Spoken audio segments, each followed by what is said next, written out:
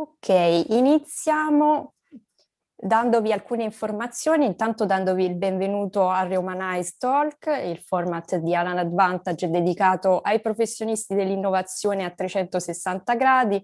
Come ogni episodio avremo due ospiti eccezionali che interverranno per un'ora e la possibilità di fare domande al termine per circa 15 minuti. Passerei subito a introdurre il tema di oggi che riguarda la sostenibilità, intesa a 360 gradi e il ruolo dell'innovazione per garantire la sostenibilità, e lo facciamo con due ospiti davvero importanti che si occupano di questi temi direttamente. Abbiamo Elisabetta Cammarota, che è Senior Advisor ad ASVIS, Alleanza Italiana per lo Sviluppo Sostenibile, e con dei ruoli importantissimi in passato in Accenture e in Save the Children, ed è accompagnata da Alessandro Chessa, docente della LUISS, con un dottorato in fisica teorica, ricercatore associato alla Boston University, CEO di Linkalab e appartenente al comitato scientifico di ENI Data Lab. Inizierei subito passando la parola a Elisabetta e chiedendole un po' di inquadrarci il concetto di sostenibilità in tutta la sua, diciamo, anche complessità, perché noi ne abbiamo anche un'immagine un po' settoriale delle volte. Ciao Elisabetta. Ciao, buongiorno a tutti e a tutti. Sì, insomma, proverò a inquadrare in modo semplice questo concetto abbastanza complesso. Io forse partirei dal presentarvi la copertina del Financial Times di 2 anni fa, che devo dire, insomma, quando uscì, quando la notai, mi colpì particolarmente, che secondo me è un po' un'essenza dello sviluppo sostenibile. Cioè, di fatto, no, in questa copertina il Financial Times usciva dicendo che il capitalismo è tempo di essere, insomma, di un reset, quindi diciamo è tempo di riguardare, revisionarlo, e questa revisione impatta tutti, riguarda tutti, tutte le imprese, tutto il mondo imprenditoriale, ed ha ormai, insomma, in questo periodo in particolare, per fortuna, è diventata una priorità. Quindi, tornando un po' indietro da questo, che insomma è il 2019, vi farei vedere, però scusatemi che non riesco a cambiare la slide, stranamente. Un attimo solo che riprovo. Certo.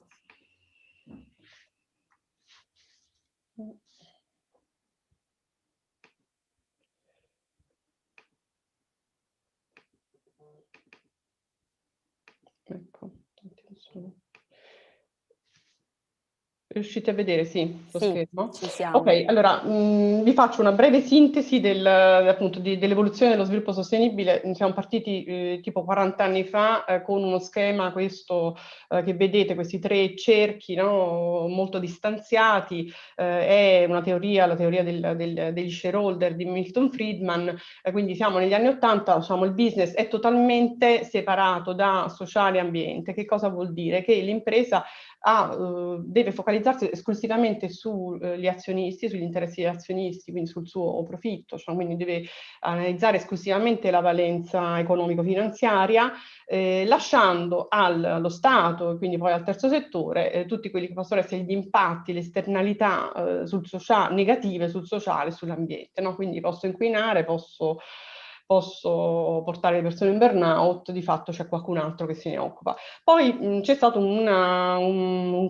diverse, insomma, teorie, e si sono alternate varie, avete sicuramente parlato, cioè, sono sentito shared value partnership, si è parlato di corporate social responsibility, quindi questi anelli non iniziavano ad avvicinarsi, ma la vera rivoluzione è di fatto oggi con questo nuovo schema che vede questi tre cerchi completamente invertiti, come vedete, cioè il business è totalmente immerso nel sociale e nell'ambiente. Che cosa Che cosa vuol dire? Vuol dire un cambio proprio di paradigma, vuol dire, in breve vi dico, diciamo, sono due le grosse variazioni. In primo luogo che il business deve tener conto e deve basarsi su quelle che sono le sfide sociali e ambientali. Per avere successo bisogna quindi andare a identificare quali sono le sfide, soprattutto delle future generazioni, perché molto è anche legato alla giustizia intergenerazionale, quindi quali sono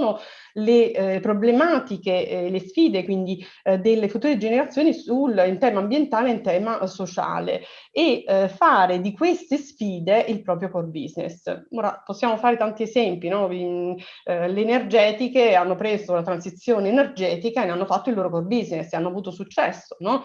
La mobilità sostenibile, immaginate, no? Le aziende che si sono mosse sulla auto elettrica hanno avuto successo. Ci sono una miriade di start-up, tra l'altro dedicate all'economia circolare, c'è Too Good To Go che è contro gli sprechi alimentari, c'è una piccola start-up, diciamo, insomma, un'azienda italiana che si chiama Future Power, che prende gli scarti della produzione del riso e ne fa vasi totalmente biodegradabili. Quindi diciamo, l'Italia tra l'altro è un'eccellenza sull'economia circolare. Quindi che cosa è successo? Che il business si è spostato da un mero business che avulso, cioè quindi completamente distaccato dal sociale e ambientale, a prendere le cause sociali e ambientali come sfide. Quindi questa è la prima grossa variazione, la prima grossa rivoluzione, perché questa è una sostenibilità rivoluzionaria, è veramente, diciamo, ed è qui la vera essenza nel cambiare paradigma, perché un non cambio di paradigma vuol dire non cogliere le opportunità. Il secondo modo di leggere questo schema è capire che ogni iniziativa, ogni prodotto, ogni servizio deve essere rivisto in un'ottica sistemica.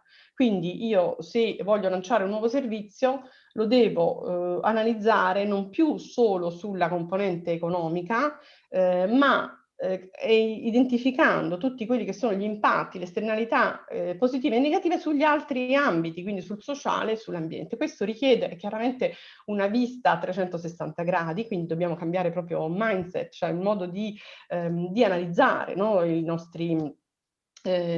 nostre opportunità, quindi diciamo di business, e richiede chiaramente anche una serie di strumenti nuovi. Ecco, uno degli strumenti più insomma, diciamo, usati è l'Agenda 2030. L'Agenda 2030, come sapete, è stata firmata, diciamo, approvata, diciamo, nel 2015 da 193 stati, quindi è totalmente universale. L'obiettivo è raccoglie tutti gli obiettivi, target, sono 169 target, sono oltre 240 indicatori, quindi ti dà una visibilità della complessità, quindi diciamo di tutte quelle che sono le sfide. È chiaro che per poter analizzare gli impatti su tutta l'agenda si richiede un lavoro insomma, di affiancamento, no? Persone che hanno diverse competenze. Quindi si sposta anche secondo me proprio la configurazione del lavoro di un'azienda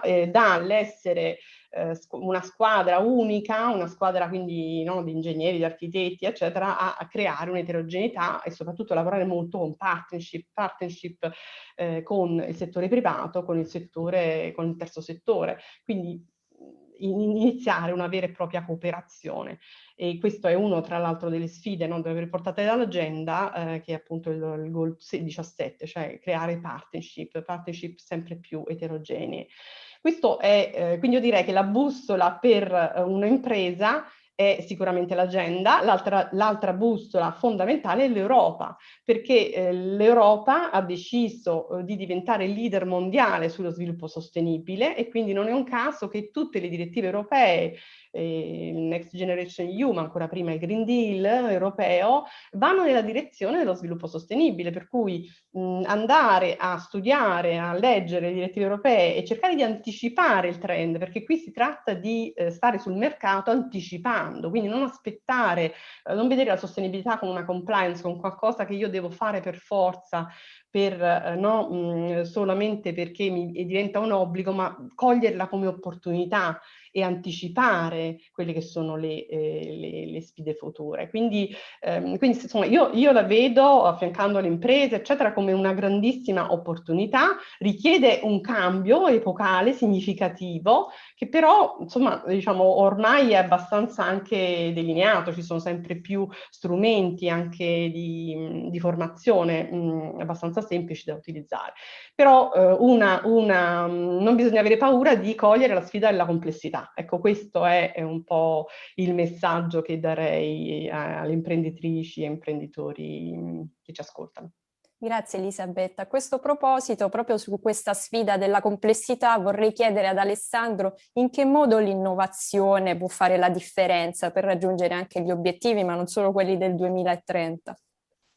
Tanto buongiorno a tutti. Buongiorno. Elisabetta insomma, ha proposto un sacco di spunti interessanti. Daniela mi ha ricordato che sono un fisico teorico diventato di recente imprenditore. Io non sono così esperto come Elisabetta, lo devo dire subito, su queste tematiche. Sono più, come dire, un praticone, cerco di... che poi in realtà sono passato dalla fisica teorica, no, alla pratica delle aziende e sono, come dicevi, amministratore di un'azienda sufficientemente innovativa, credo. Voglio citare, prima di rispondere direttamente alla tua domanda, un episodio che mi ha molto colpito, che risale a un annetto fa, abbastanza recente. Ero andato a trovare un nostro partner industriale nostro insieme ad Alfredo Adamo, che insomma... Sicuro ci ascolta. Ci ascolterà di sicuro e ricorderà questo episodio. Tra l'altro, Daniela, se mi dilungo interrompimi perché potrei un po' dilagare. Tranquillo.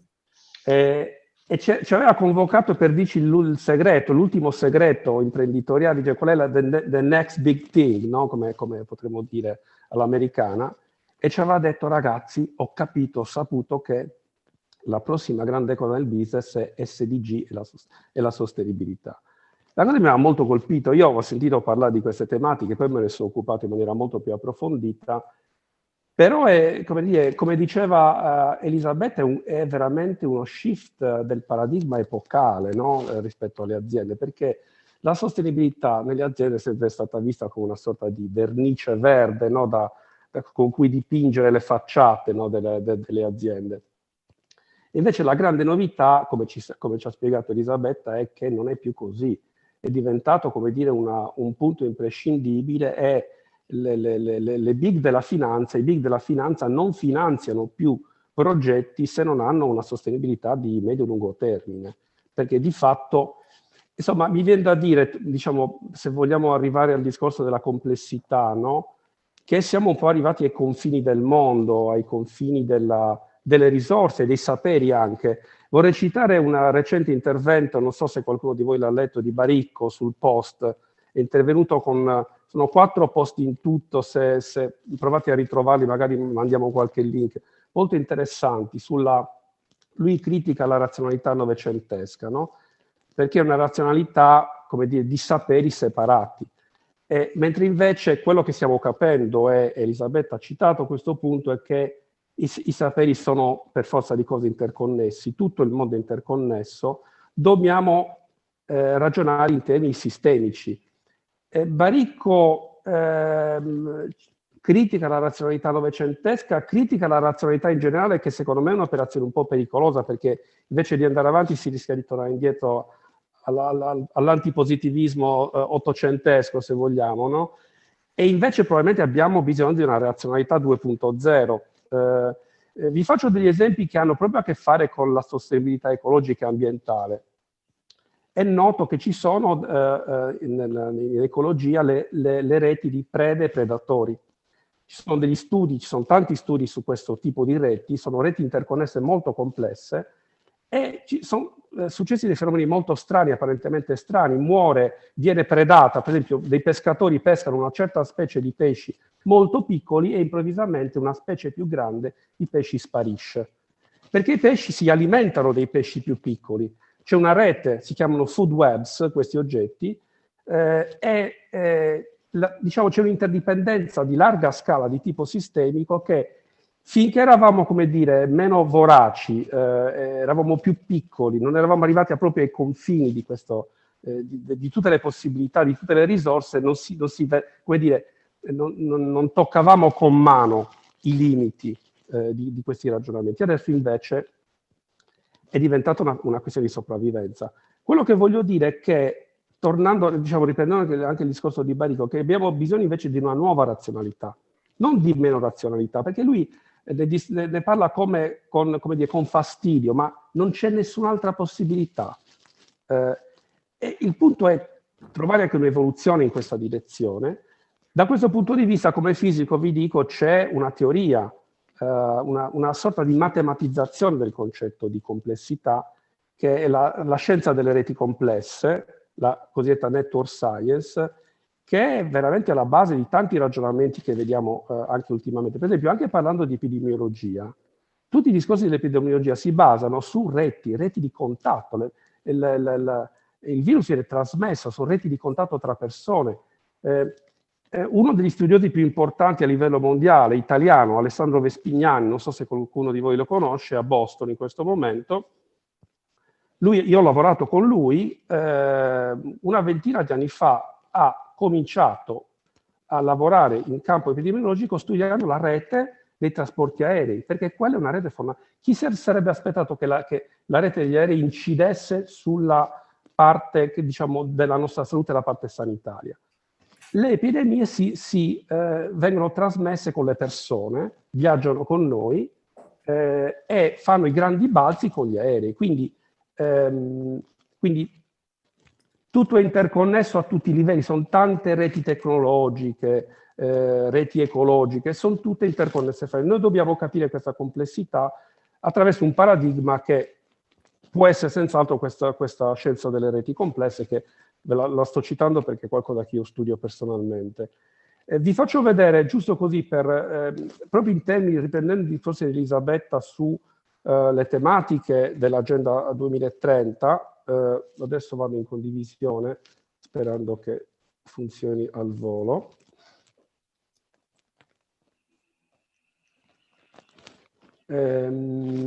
Dunque. Intanto ti dico che Alfredo commenta attimi indimenticabili. Sì. Allora, ci dovrebbe essere perché avevo la cosa un po' spostata, ma adesso dovrei farcela. Okay.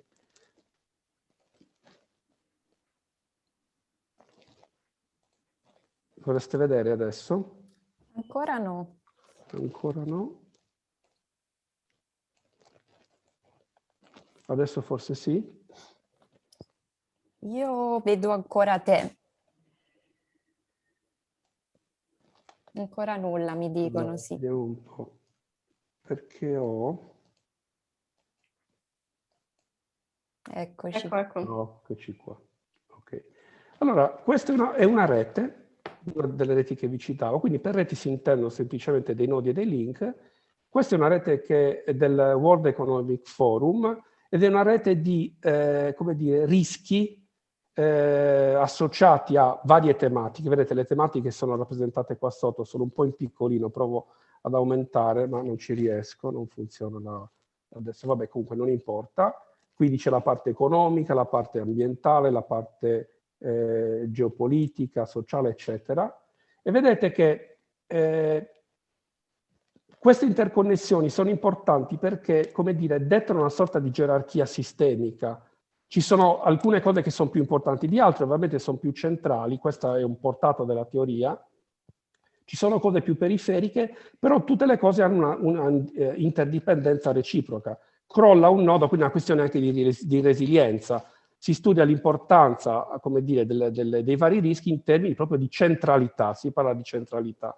C'è qualcosa di simile anche per gli SDG. Gli SDG sono stati citati da Elisabetta. Vedete che si può creare anche in questo caso una gerarchia fra i vari goal che sono stati come dire, decretati dall'ONU come quelli importanti da qui al 2030. Vedete che c'è comunque un goal che è più centrale degli altri. Il 12, Elisabetta, aiutami, è quello sull'economia circolare, cioè consumo e produzione responsabile, esatto. con gli altri che girano intorno. Quindi avere queste mappe è molto importante perché, come dire, ci aiuta come dire, a capire la centralità dei vari temi, delle varie categorie anche, e comunque quello che emerge è senz'altro il fatto che non possiamo, come dire, non vedere il mondo come un sistema complesso di entità interagenti. Che ruolo ha l'innovazione? Forse, come dire, sto già andando un po' oltre i tempi, Daniela, dico in due parole. Tranquillo, hai un minuto per stare proprio perfetto. L'innovazione può avere, allora, l'innovazione è soprattutto quella aziendale, perché il tema interessante, secondo me, di oggi, che ha introdotto Elisabetta, è il ruolo delle aziende. Perché abbiamo sempre pensato alla sostenibilità come un problema dei governi, no? Qualcosa che ha a che fare col pubblico. In realtà, quello che sta emergendo sempre di più è che le aziende devono diventare protagoniste di questa trasformazione. Questo è il punto importante. E ci sono certe aziende che hanno un impatto talmente grande che se non diventano loro, se non propongono loro l'innovazione, ovviamente sarà un grande problema che questa cosa si affermi.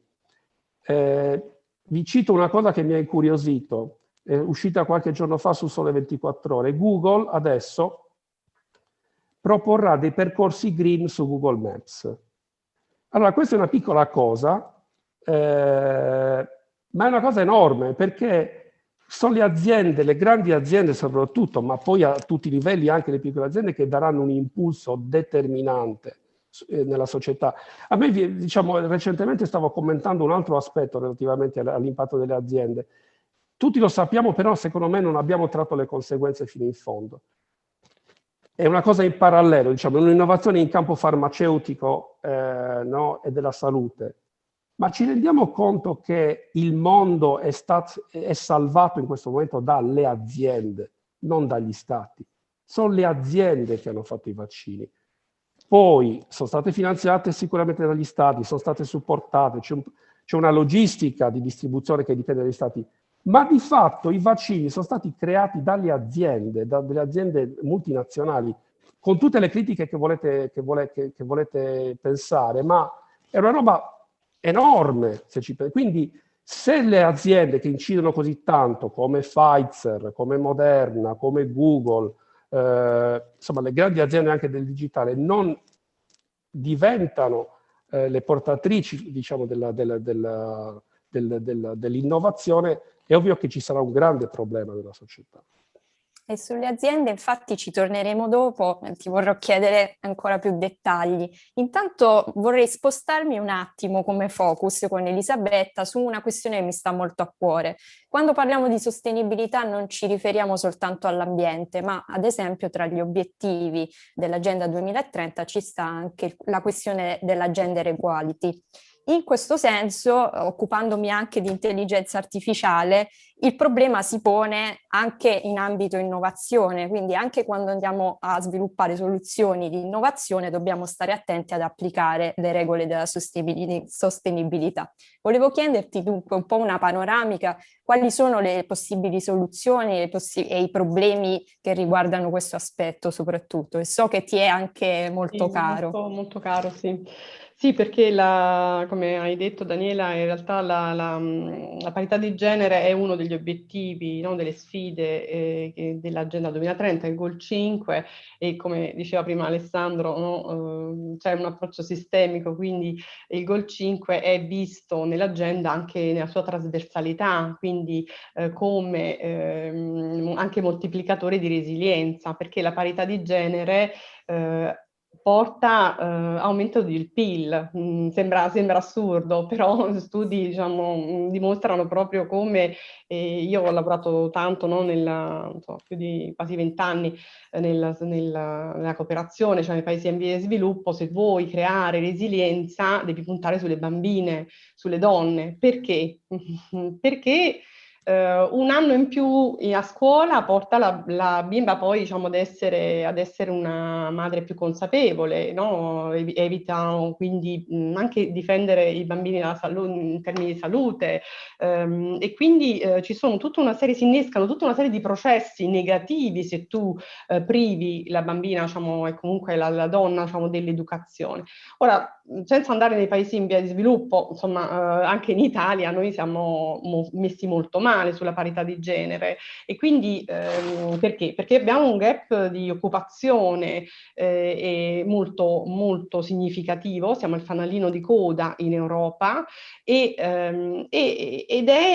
può essere l'opportunità da cogliere, no? La parità di genere, perché proprio perché è motore di resilienza, e quindi diciamo comunque innesca una donna che lavora. Sembra strano, ma quando ci sono due genitori che lavorano si crea una solidità, una fiducia nel futuro che porta poi i consumi ad aumentare. Quindi questa correlazione del PIL alla parità di genere non è una cosa utopica, diciamo, comunque è proprio dimostrato. Quindi in un momento post pandemia puntare sulla parità di genere è fondamentale. Qual è la preoccupazione legata alla transizione digitale, comunque in particolare all'intelligenza artificiale? Che noi, il motivo per cui non possiamo garantire la parità di genere è legato agli stereotipi, no? Cioè, noi cresciamo, io sono ingegnere, ma anzi dovrei dire ingegnera, no? Perché sono stata anche in questo condizionata, dal dirmi al maschile e mai al femminile. Però sono un'eccezione, quando mi sono iscritta a ingegneria eravamo 10 su 1200 iscritti, non avevo neanche il bagno, non avevo il bagno dove andare, diciamo, dove andare del bagno dei professori. Quindi diciamo, per dire che comunque gli stereotipi, perché? Perché c'erano pochissime, perché normalmente quando noi formiamo le bambine diciamo che non necessariamente le associamo alla matematica, ecco, non li spingiamo sulla matematica, e gli stereotipi sono uno dei problemi più grossi per la parità di genere. Quindi, venendo all'intelligenza artificiale, l'intelligenza artificiale si alimenta con dati che sono i dati purtroppo del nostro vissuto, che sono quindi deviati, no? Sono pieni di data bias, diciamo, e quindi è evidente che se noi non costruiamo algoritmi in grado di ripulire i dati dagli stereotipi, rischiamo ovviamente di non creare una situazione migliore, ma di peggiorare la situazione della parità di genere. Quindi non creare un momento cioè non puntare su questo volano, questo motore di resilienza. Quindi in questo momento è estremamente critico un investimento sull'intelligenza artificiale in questo senso. E l'Europa anche qui ci aiuta, perché è uscito nel 2020, è stato pubblicato, a parte che l'Europa ha creato ha pubblicato dei bellissimi lavori sul plasmare come plasmare il futuro digitale dell'Europa. All'interno di questi, notate, Rehumanize è proprio il titolo giusto, perché porta a un approccio antropocentrico del digitale, cioè della transizione digitale. Dice, non è che ci serve il digitale per il digitale ci serve in quanto ci porta a supportare una transizione ecologica e porta a rispettare il benessere dei cittadini e i valori dell'Europa. Quindi è un modo completamente nuovo di vedere la tecnologia. La tecnologia non è fine a se stessa, è ripeto, diciamo, deve abilitare la transizione ecologica, deve portarci, no, a garantire il benessere sociale. Ora, su questo, in particolare sull'intelligenza artificiale, l'Europa in questo white paper, diciamo, dell'intelligenza artificiale cita proprio tutti i rischi e dice quali possono essere i correttivi da apportare. Tra i correttivi c'è la squadra che lavora sugli algoritmi. Se solo il 22% dei programmatori è donna, questo inevitabilmente non porta nell'eterogeneità di pensiero che serve poi a correggere e quindi comunque a indirizzare, a garantire che in qualche modo, diciamo, vengano rettificati, no? Gli algoritmi in modo da correggere quello che nella realtà succede, quindi correggerlo dagli stereotipi. Degli esempi di data bias, ma ce ne sono tanti, però insomma non so, il più, quello che riporta tra l'altro anche l'Europa, insomma il white paper è quello del riconoscimento facciale, no? Voi sapete che il riconoscimento facciale dello smartphone usa dataset di foto di attori americani, per lo più quindi uomini giovani bianchi. Se provate a usare questo tipo di riconoscimento facciale con una donna magari anziana, magari nera, ci sono molti correttivi da fare. Poi chiaramente le aziende si sono adoperate per avviarli, però questo è solo un esempio di alterazione, cioè comunque di come devo dire, di non correzione di stereotipi. Quindi c'è un rischio enorme, e io ritengo che le imprese del settore della tecnologia in questo momento devono assolutamente fare molta attenzione e cercare di correggerlo. Appunto, una delle raccomandazioni, che è questa dell'eterogeneità del team, è da portare avanti, no? E prima parlava Alessandro, diceva, no, i saperi separati. È proprio questo, secondo me, alla base dello sviluppo sostenibile, cioè uscire dalla logica del silos ed entrare in una logica a 360 gradi, per cui la squadra non può essere tutti uomini, tutti ingegneri, perché così non possiamo avere non possiamo avere la visione di sistema che ci serve, no? E la ricchezza della pluralità di input, che comunque devono arrivare proprio da competenze diverse, no? Da associare comunque ingegneri, architetti, diciamo, a sociologi, a psicologi, e come già sta succedendo in molti, anche per la tecnologia, no? Anche per l'utilizzo appunto dell'intelligenza artificiale. Quindi questo... Certo, te lo chiedevo anche perché in questi giorni, no, su Netflix è stato diciamo distribuito questo documentario che parla proprio di questo e che nasce proprio da delle esperienze personali di una ricercatrice afroamericana che si è trovata appunto ad avere problemi di riconoscimento facciale in prima persona. Non l'ho visto questo. Si chiama Code Bias e tra l'altro è interessante perché questa ricercatrice si occupa anche di arte, quindi rappresenta proprio quella compenetrazione di saperi di cui parlavi, che è assolutamente necessaria per risolvere questa cosa. E qui mi avvicino ad Alessandro, dato che come data scientist questo è proprio il suo focus principale, è la sostenibilità del dato. Come si garantisce, oltre a creare dei team misti e quindi anche inclusivi che garantiscono che appunto non ci siano questi bias? Immagino che gli scenari da cercare di gestire in questi termini sono tantissimi. Dacci un po' una panoramica della tua esperienza. Sì, voglio anche ricollegarmi a quello che diceva Elisabetta, perché insisto sul punto precedente del ruolo della scienza, perché secondo me è importante. Perché non so quale sia la vostra sensazione, ma c'è un po' di risentimento in giro, non da parte di tutti, è un discorso troppo generico, mi rendo conto, però ci sono dei segnali cioè anche guardare alle statistiche no, di quello che succede, no, crea irritazione. Laddove invece, come dicevo, secondo me ci vorrebbe più scienza, più conoscenza, no? Anche parlando di intelligenza artificiale, non si vede sempre all'AI come una cosa esterna, come una cosa che ci ha invaso. In realtà, come diceva Elisabetta, l'intelligenza artificiale siamo noi. Purtroppo anche con tutti i nostri difetti, se vogliamo, perché quando addestriamo una macchina, forniamo degli esempi che hanno dei bias, esattamente come per il documentario su Netflix, è ovvio che la macchina impara delle cose distorte. Però è importante questo aspetto, perché è importante continuare ad avere fiducia nella scienza, coltivarla, anche se ovviamente ha dei limiti, ci sono dei limiti. Per esempio, questi sistemi di intelligenza artificiale hanno dei limiti, nel senso che li addestriamo, ma poi non sappiamo esattamente come sono fatti internamente, sono come delle scatole nere. Infatti si parla molto di explainable AI, cioè la possibilità di spiegare a posteriori come queste macchine hanno imparato e perché hanno questi limiti. Faccio questo discorso anche nell'ambito proprio umanistico, Cioè sono delle macchine che sono piene di umano, traboccano di umano, ripeto, con tutti i difetti, ma come dire, la risposta non è rifiutare la tecnologia o la scienza. E mi viene sempre in mente l'esempio, lo dico al volo, non voglio rubare più di tanto tempo, della plastica, no? Adesso c'è questo accanimento contro la plastica, perché per me è la stessa identica cosa.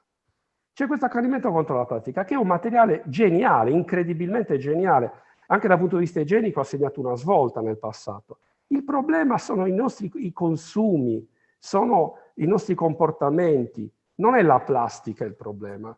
Perché tutti poi, infatti l'atteggiamento genere è che tutti si salvano incolpando qualcosa di esterno. La tecnologia, la plastica.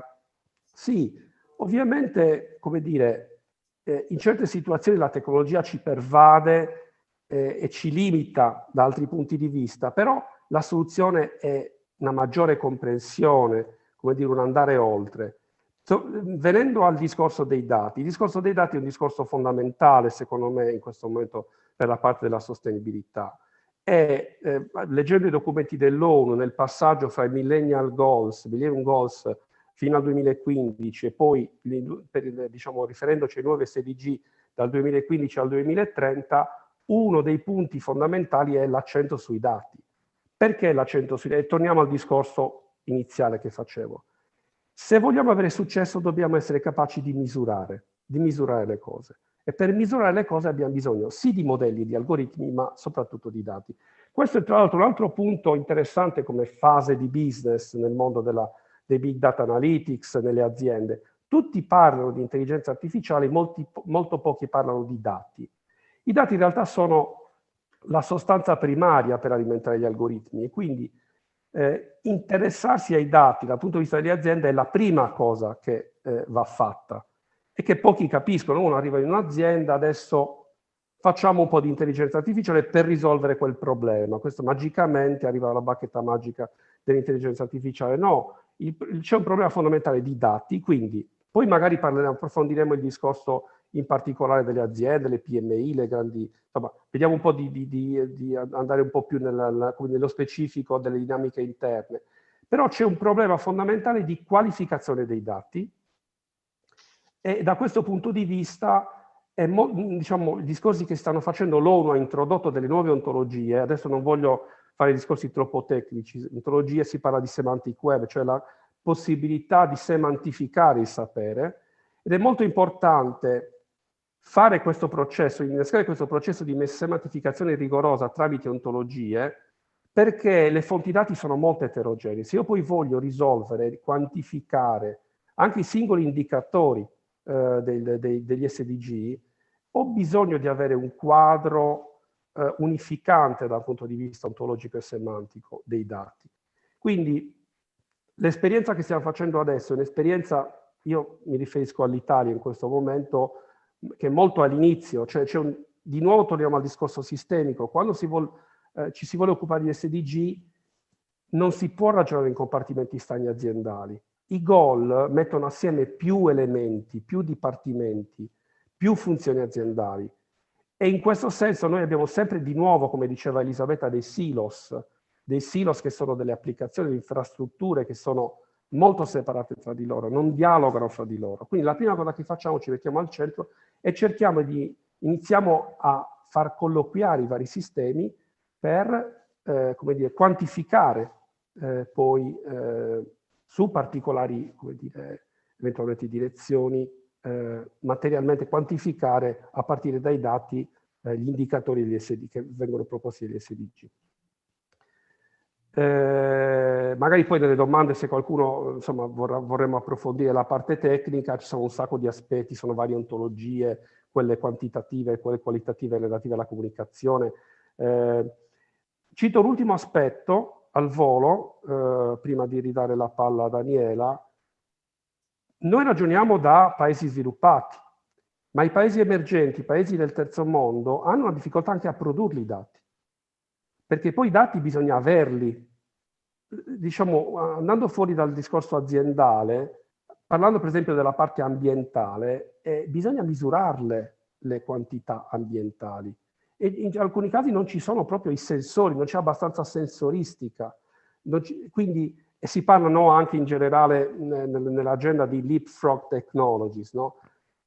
Per alcuni paesi emergenti, o comunque paesi diciamo arretrati dal punto di vista della digitalizzazione, si pone il problema di misurare. E come per il discorso dei vaccini, identicamente, se noi vacciniamo solo la popolazione dei paesi sviluppati e non vacciniamo anche le popolazioni, diciamo, che sono tra l'altro molto numerose dei paesi, diciamo, un po' più arretrati da un punto di vista, no, della sanità, poi comunque, per quello che abbiamo detto, avremo un problema globale in ogni caso, non ce la caviamo vaccinando soltanto. Stesso discorso per i dati.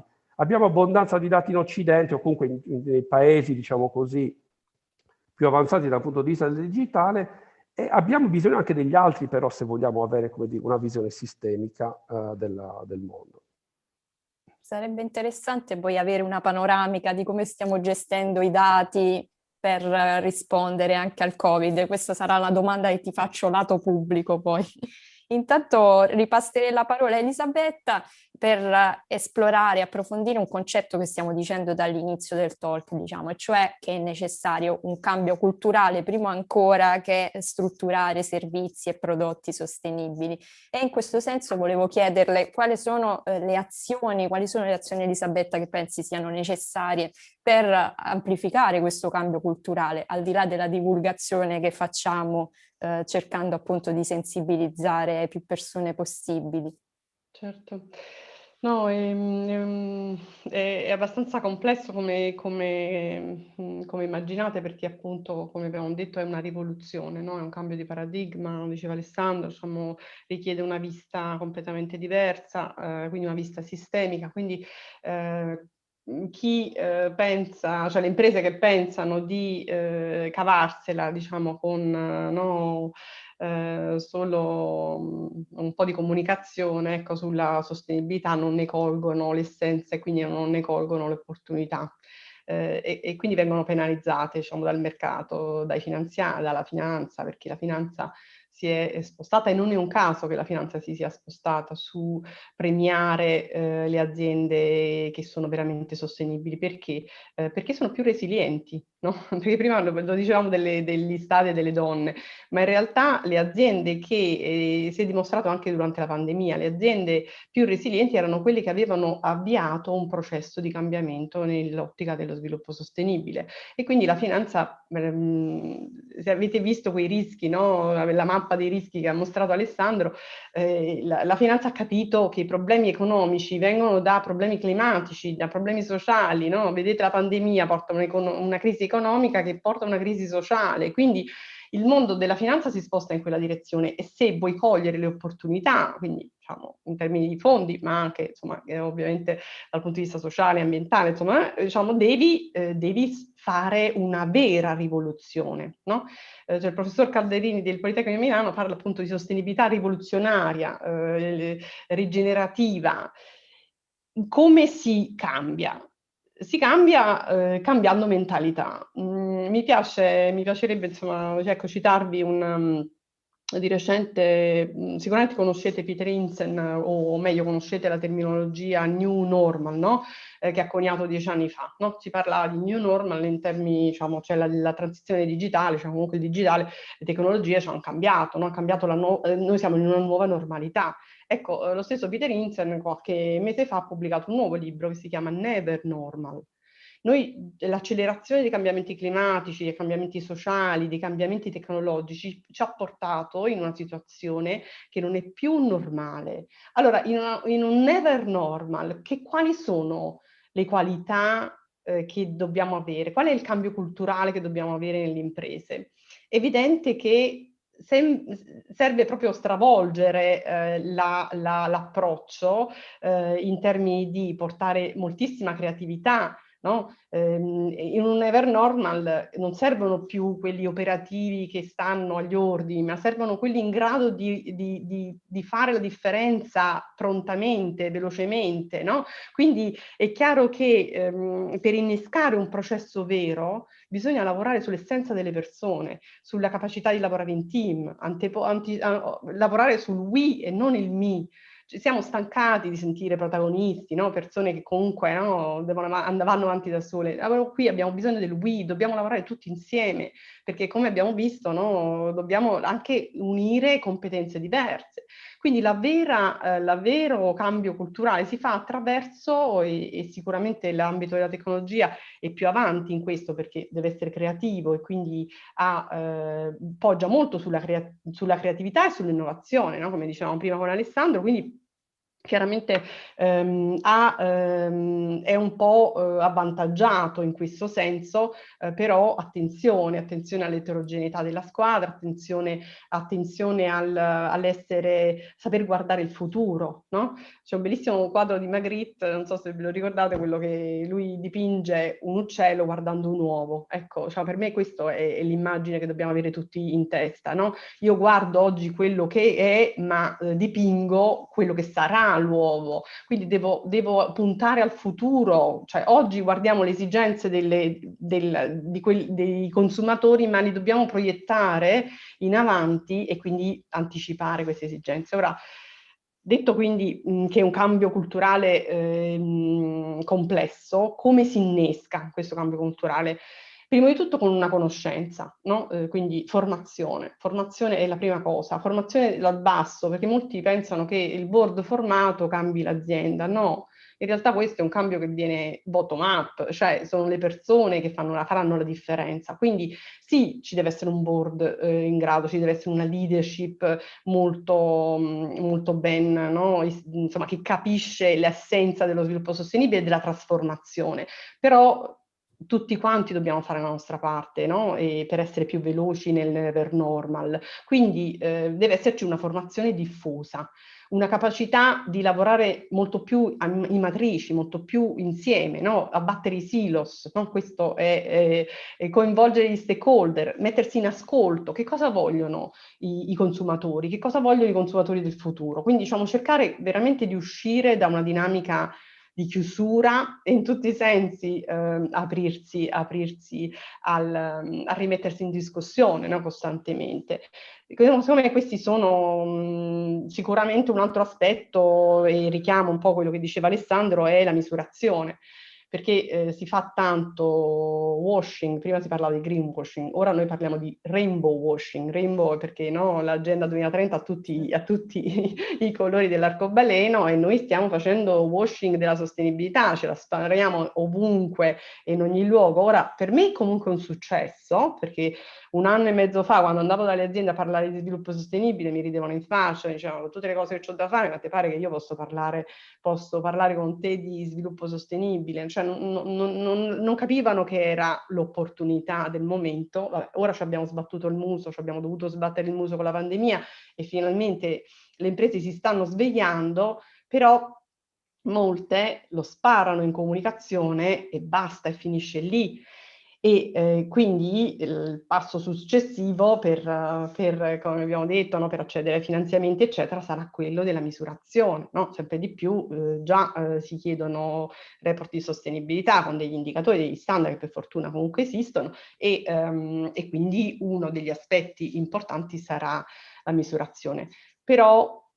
Però vi dico che la prima cosa è la rivoluzione e poi si misura, no? E siamo in grado di misurare. Non pensiamo di attaccarla solo dalla misurazione, perché partiamo dall'aspetto, nel verso sbagliato, secondo me. Poi perdiamo l'obiettivo successivo se rispondiamo in maniera rigida. E ci perdiamo, no, l'essenza del core business, proprio la modifica del core business, insomma, rischiamo comunque di fallire. Certo. E a questo proposito, l'attesissima e spoilerata domanda ad Alessandro su quali sono poi le differenze che ci sono tra applicare la sostenibilità nelle grandi aziende, abbiamo nominato Google e varie, e invece che cosa significa farlo dal piccolo, quindi anche nelle PMI. Questo anticipa un po' anche una domanda che leggo di Alfredo Adamo, che ci chiede anche che cosa consigliare ai giovani imprenditori, quelli che stanno incominciando magari adesso a strutturare le loro iniziative aziendali. Così cominciamo subito a animare un po' di dibattito. Sì. Anzi, ne approfitto per invitare a fare altre domande, così questa è l'ultima domanda strutturata, diciamo, poi rispondiamo liberamente. Possiamo chiacchierare un po'. Ma sentiremo voci o soltanto per iscritto? Soltanto per iscritto. Ma siamo indietrissimo con la tecnologia di interazione online. No? Ma in realtà forse si potrebbe fare, Arturo, che ci ha bloccati tutti, non possiamo farlo. Tutti protestano, no, giustamente perché è complicatissimo interagire online, fare le call, eccetera, fare i webinar. Però si può fare di più probabilmente, no? Magari, vabbè, ci cimenteremo. Io riprendo un po' di discorsi di nuovo di Elisabetta e poi cerco di risponderti, Daniela. Sì. Non sono completamente d'accordo con quello che ha detto Elisabetta, ma sì, poi di fatto siamo d'accordo, nel senso che bisogna cambiare mentalità. Però non perché voglia fare lo scienziato a oltranza, la misurazione è fondamentale per poi agire, prendere, come dire, prendere delle decisioni, anche in un processo iterativo di test, no? Sul campo. La mia impressione appunto è che se uno non si cimenta nella misurazione, che è la cosa più difficile, poi alla fine rimangono dei discorsi di nuovo. Cioè, non è che una cosa esclude l'altra oggettivamente, ed è la cosa più faticosa. E su questo un po' devo come dire, forse deluderò un po' tutti, ma no, nel senso sì, cosa si può fare in azienda, no, cosa si sta facendo. Io, diciamo, sono sul campo, nel senso che come Linkalab, che è l'azienda con la quale sviluppiamo progetti di data science, e ci troviamo di fronte ai casi più disparati, siamo in una fase molto primordiale. Cioè siamo veramente all'ABC, nel senso che iniziamo a introdurre discorsi legati alla sostenibilità, poi vi faccio qualche esempio, ma soprattutto parlando delle PMI, perché le grandi aziende in qualche maniera riescono a investire, a fare qualche cosa, quindi sono più avanti sicuramente. Per le PMI che sono, come dire, soprattutto parlando dell'Italia, no? Il cuore della nostra economia, la strada è ancora molto lunga, nel senso che c'è ancora una strada da percorrere per quanto riguarda il mondo dei dati. Perché? Qual è il problema? Il problema è esattamente quello che vi dicevo prima. Noi arriviamo e ci troviamo di fronte a una realtà di silos, come diceva Elisabetta. Vi citavo, no, prima il discorso di avere tanti sistemi informativi, quindi infrastruttura informatica fatta di tanti silos che non comunicano tra di loro. È chiaro che se vogliamo affrontare problemi legati alla sostenibilità di SDG dobbiamo far colloquiare questi sistemi. Quindi sì, diciamo tipicamente per parlare di cose un po' più tecniche, quello che si fa in genere si propone un piccolo data lake, si chiamano così, che esce, che va al di là della logica dei data warehouse silos, per far, come dire, convogliare una sorta di bacino di dati, si chiamano data lake appunto, dati che derivano, che come dire, vengono estratti da più parti. Questo è un discorso molto, io ve lo sto facendo così in maniera semplicistica, ma non è semplice far capire questo concetto, soprattutto per le PMI. Alcune PMI stiamo riuscendo ad approcciarle da questo punto di vista, ma sono, come dire, siamo ancora, io parlo sempre dell'Italia, poi magari a livello internazionale sta succedendo la qualunque, però a livello italiano siamo ancora in una fase molto iniziale. Se ci fosse qualche imprenditore che volesse cimentarsi e, come dire, giocare con tematiche SDG, per esempio legate alla comunicazione, quindi solo una parte qualitativa, cioè per esempio giudicare una certa comunicazione interna, per esempio, in termini di impatto, di impronta SDG, ci sono dei tool interessanti disponibili. L'ONU stesso ne propone uno che si chiama Linked SDG, LINK, Linked SDG, provate a cercarlo. Anche noi abbiamo una startup che si sta occupando di queste tematiche, che si chiama SDG Juicer, che fa qualcosa di simile, va un po' oltre, ma potete iniziare a utilizzare questo tool, diciamo, elementare. Si possono fare delle cose interessanti anche da un punto di vista qualitativo, cioè io ho un report, per esempio, un anno al report di un'azienda, voglio capire qual è l'impronta SDG dell'azienda rispetto a come l'azienda si propone, ovviamente.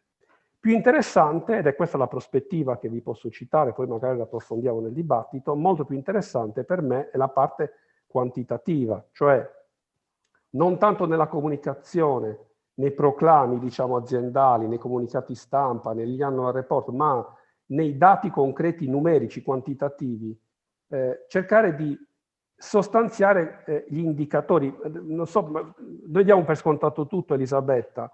Nell'impianto SDG abbiamo i goal, abbiamo i target e poi abbiamo gli indicatori che sono delle cose che dovrebbero essere misurabili quantitativamente, sono degli indici in qualche maniera. Quindi la sfida adesso qual è? Diciamo la sfida che per rispondere insomma a Daniela, siamo all'inizio veramente di questo, almeno parlando come dire della grande platea delle aziende, poi magari Elisabetta è riuscita come dire, a portare avanti dei progetti pilota più verticali dove è riuscita a portarsi avanti, però parlando come dire, della grande massa delle aziende, adesso la sfida è una sfida di connessione fra dati aziendali più dati esterni, perché in certi casi incidono anche dati esterni, per la connessione fra questi dati e la formulazione matematica, diciamo così, e quantitativa degli indici. Fare in modo che questo sia un processo automatizzato, perché ovviamente noi abbiamo bisogno di misurare in maniera continuativa questi indici.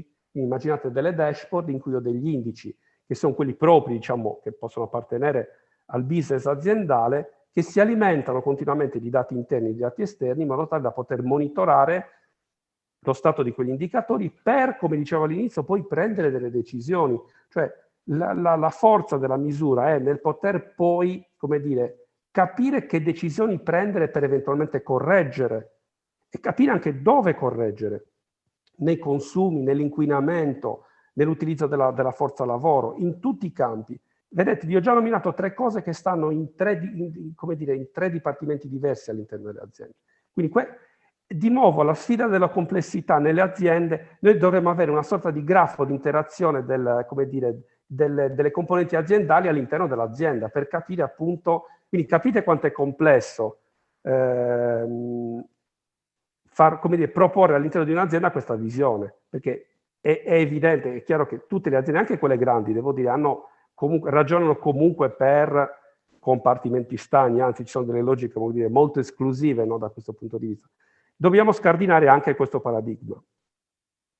Abbiamo un bel po' da fare. Io allora porrei fine alle domande, quelle interne, e prima di passare alle domande del pubblico, che vedo ce ne sono, volevo rivolgervi alcuni complimenti in realtà che sono arrivati. Per esempio Daniele Toledo ci dice: grande Elisabetta, anche ai tempi dell'università avevi questo spirito del cambiamento. Giuseppe Spanto ci dice: ottimo webinar, grazie, è stato ricco di spunti di idee, molte grazie ancora. E ovviamente prendo un piccolissimo spazio pubblicitario lato Alan Advantage per ricordarvi che il 5 maggio inauguriamo la seconda edizione del Humanism Art Prize, che ancora una volta mette insieme proprio questi temi sulla sostenibilità grazie allo sguardo di artisti, ingegneri e tutti coloro che ruotano intorno al complesso mondo dell'intelligenza artificiale. Passerei dunque a rivolgervi un po' di domande e per questo ho bisogno degli occhiali.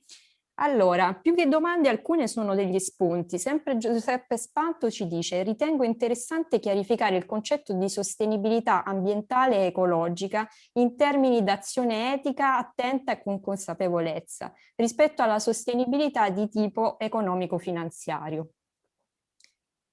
Poi, cercando di... allora, Andrea Dal Piaz ci dice: proprio ieri leggevo il nuovo bando Erasmus+, infatti c'è molta attenzione alla sostenibilità, in particolare a quella ambientale. Conferme su quello che dicevate. Poi sempre Daniele Toledo ci dice: sarebbe bello creare dei GDL di attivisti di questo cambiamento e fare da promoters nelle aziende per innescare la motivazione al cambiamento e alla realizzazione di soluzioni ecosostenibili nuove. Come la vedete in questo senso? Posso intervenire al volo, ma lascio subito la parola a Sì. Elisabetta perché sono sicuro che lei sulla prima domanda... Anche perché studiavano insieme. Ha molto da dire sulla prima domanda.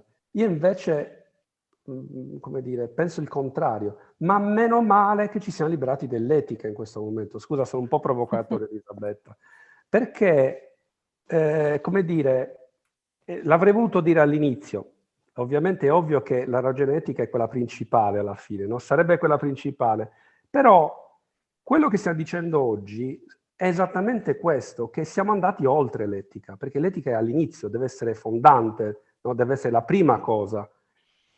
ma ci siamo resi conto che nelle società umane non è quella che guida, non è quella che poi costringe, purtroppo, perché diciamo per persone come noi probabilmente sarebbe più che sufficiente, ma non lo è per l'umanità nella sua interezza. Quindi quello che stiamo affermando oggi esattamente è che siamo in una fase in cui diciamo, la sostenibilità è nelle mani dei vincoli economici e di sopravvivenza, come dire, di sostenibilità economica.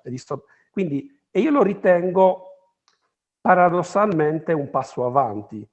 Non so cosa ne pensa Elisabetta. Io sono assolutamente d'accordo con te. Dicono tutti che sono cinica quando dico il mondo della finanza. Noi abbiamo iniziato a vedere gli effetti positivi del lavoro, no, fatto sull'Agenda 2030, eccetera, solo quando il mondo della finanza ha deciso, ha capito che doveva puntare sullo sviluppo sostenibile per ovviamente motivi, no, di tutela dei finanziamenti, diciamo, quindi degli investimenti, eccetera. Quindi io sono assolutamente d'accordo con te che la vera leva non è il business, non è l'etica in questo momento, per fortuna, perché insomma, diciamo, io ho scelto, no, ero in Accenture, ho scelto di andare a lavorare per i bambini, per salvare i primi bambini e poi invece mi sono resa conto che anche il terzo settore non ce l'avrebbe fatta e sono arrivata a occuparmi di sviluppo sostenibile semplicemente perché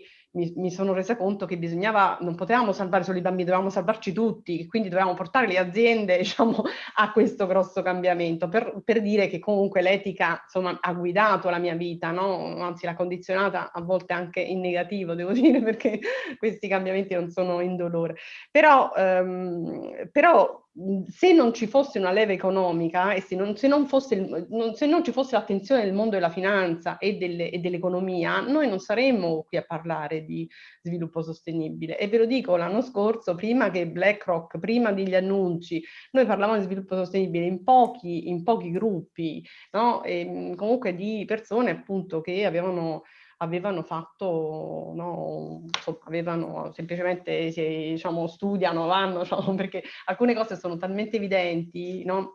Lavorare, andare in giro per l'Africa o in Bangladesh, eccetera, e vedere le problematiche ti arrivano in faccia, cioè, anche se sei un superficiale, ti arrivano in faccia e ti rendi conto che quelle problematiche prima o poi emergono e non è un caso che poi ci sono state le migrazioni, non è un caso, cioè sono tutte conseguenze di atti ovvi, diciamo, cioè di negligenza, diciamo, nostra, no? Di non voler guardare oltre la punta del naso.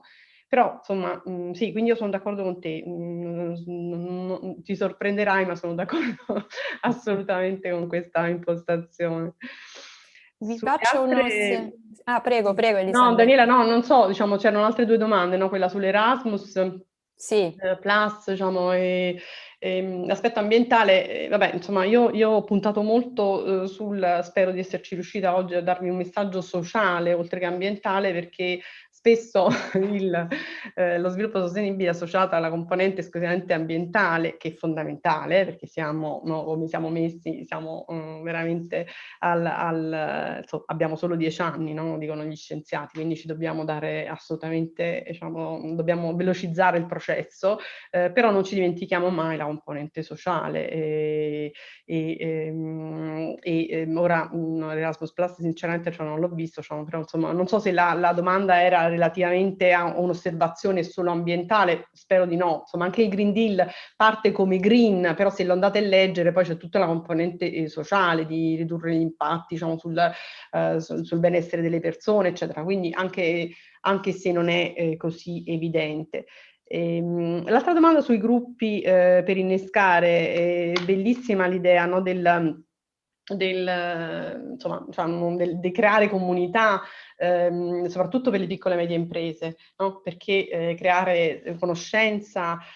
Io devo dire che come ASBIS, a parte che all'interno dell'ASBIS ci sono gruppi in cui cioè gli aderenti dell'ASBIS sono circa 300 organizzazioni tra terzo settore, confederazioni, e quindi lavoriamo proprio su gruppi, quindi i 17 goal, ogni goal ha il suo gruppo, e quindi con chiaramente molti professionisti, scienziati, cioè, che comunque portano quindi un valore anche proprio insomma, di competenza specifica delle aree, perché ogni goal ha una sua specificità e poi chiaramente li guardiamo tutti insieme, quindi cerchiamo di non dimenticarci mai, di non finire anche noi nel silos, no? E quindi di guardare la complessità e la trasversalità, così appunto come dicevo prima del goal 5, eccetera. Questi gruppi chiaramente diciamo non sono, sono più, cioè non sono per le imprese, ma sono per creare politiche che, insomma, che sono a 360 gradi, no? Quindi per i cittadini, diciamo, per la società civile. Gruppi per le imprese su tematiche, no, sto ragionando se esistono comunità, noi facciamo delle scuole, creiamo delle scuole di alta formazione dove effettivamente le start-up che partecipano poi rimangono connesse con i professori di economia circolare per approfondire, quindi diciamo esistono delle forme di connessione, ecco, però e forse mi sfugge diciamo, qualcosa di più strutturato, però sicuramente è una bellissima idea, cioè in questo momento noi dobbiamo fare leva sulla condivisione, no? Cioè sulla condivisione perché appunto è tale la complessità che non possiamo aggredirla da soli, quindi dobbiamo lavorare insieme, quindi l'idea di avere il più possibile diciamo, momenti di confronto è fondamentale. Torno un attimo su quello che dicevamo prima sulla misurazione, perché esistono piattaforme, in realtà una startup italiana che ha creato una piattaforma, un open, quindi diciamo, comunque aperta, insomma, molto interessante per fare un assessment delle piccole e medie imprese sui temi della sostenibilità, e la cosa interessante di questo assessment è che attraverso questi questionari ti guida anche un po' a pensare, no, tutte le cose a cui dovresti fare attenzione. Ecco, diciamo, ora questo, ma vedrete che ce ne saranno sempre di più perché l'ambito della misurazione, cioè il tema della misurazione per le piccole e medie imprese è un tema centrale, quindi insomma sono sicura che ci saranno moltissime iniziative volte a fornire strumenti in questo senso. Piccola risposta lato Alan a Leonardo che ci chiedeva se fosse possibile avere un attestato per questo corso. Scrivici su info@alanadvantage.com e poi vediamo di gestire questa cosa. Vi do qualche altra osservazione. Gennaro Niglio ci dice: per misurare i risparmi di emissioni non tutto è basato su sensoristica, ma sui piani di azioni pratiche con collegati risparmi di emissioni clima alteranti. Quindi non so se volete darci una vostra visione su questo. Non ho capito bene onestamente la domanda. Sì, che tutto non sia basato su sensoristica, questo diciamo mi sembra piuttosto ovvio. Io citavo la sensoristica nel senso, diciamo, sensorizzazione in senso lato, no? Del fatto che ci sia qualche strumento che raccolga dati e misuri qualcosa, ma possono essere, no? Sulla parte di gender equality magari sono sistemi informativi che tracciano semplicemente, no? Il fatto che ci sono dei dipendenti di un certo sesso o meno, per dire, cioè, voglio dire, le fonti dati sono... sensorizzazione era in senso generale, intendevo, quindi è ovvio che poi, vabbè, il panorama dei dati è molto ampio. Di questo sì, questa domanda no, questa osservazione era arrivata mentre parlavi prima, quindi forse in qualche modo avevi già completato. Allora, altre domande non ne vedo un'osservazione di Giorgio Mottironi: perdonate, ma quella del business è la leva solo perché il maggior profitto è nell'unica cultura dello sviluppo che conosciamo, l'unica chiave degli interessi che guidano le scelte. E quindi su questo Giorgio è sempre molto netto nel darci le sue riflessioni. Ci sono altre domande in questo senso? Mi pare di no. Quindi a questo punto non mi resta che ringraziarvi e che sia solo l'inizio di altre collaborazioni e partecipazioni. Magari prossimamente ci occuperemo dei singoli goal, anche se vedo che sono tantissimi. Io vi ringrazio e vi do appuntamento al prossimo Reumanize Talk. Grazie Daniela, grazie a tutti. Grazie a tutti voi. Arrivederci. Grazie a tutti.